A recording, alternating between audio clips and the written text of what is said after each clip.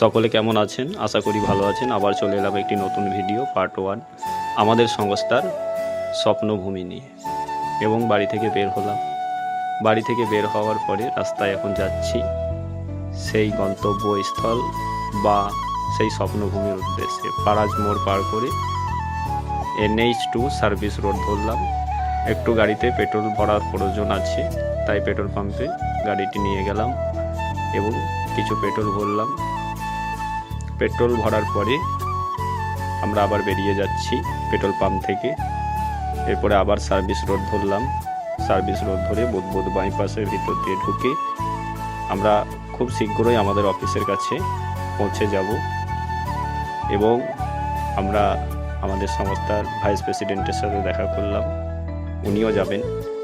উনি সামনে সামনে গেলেন এবং যে মহান মানুষটি আমাদেরকে জায়গা এই সংস্থাকে দেবে বা দান করবে, সেই মহান মানুষটির সাথে আমরা এখন ইন্ডিয়ান আর্মি পানাগড়ের পাশ দিয়ে যাচ্ছি। এরপরে খুব শীঘ্রই আমরা গন্তব্যস্থলের দিকে রওনা দেব।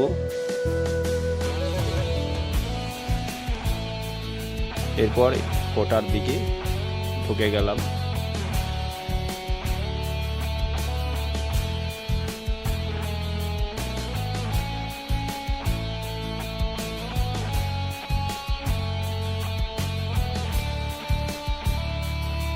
এরপরে আমরা সেই অসহায় মা ও শিশুদের স্বপ্নভূমির জায়গায় পৌঁছে গেছি এবং সেই মহান মানুষটি আমাদেরকে দেখাচ্ছেন এবং আমাদের ভাইস প্রেসিডেন্টও দেখাচ্ছেন আমাকে যে জায়গাটি কোনখান থেকে কোন পর্যন্ত বটে।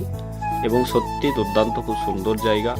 এখানকার যে জায়গার ফন্টটাও খুব সুন্দর, খুব ভালো লেগেছে এবং কাছেই সেই জায়গার মধ্যে একটা পুকুরও আছে। জায়গাটি দেখা দেখি সমস্ত কিছু হলো এবং খুব সুন্দরভাবে উনি আমাদেরকে বোঝাইলেন। এরপরে জায়গাটির বিষয়ে আমি ছোট্ট করে একটা স্কেচ বানিয়ে নিলাম, যেহেতু আমার সংস্থার আরও মেম্বারদেরকে বোঝাতে হবে। খুব শীঘ্রই দেখা হবে পার্ট 2-এ। ভালো থাকুন, সুস্থ থাকুন।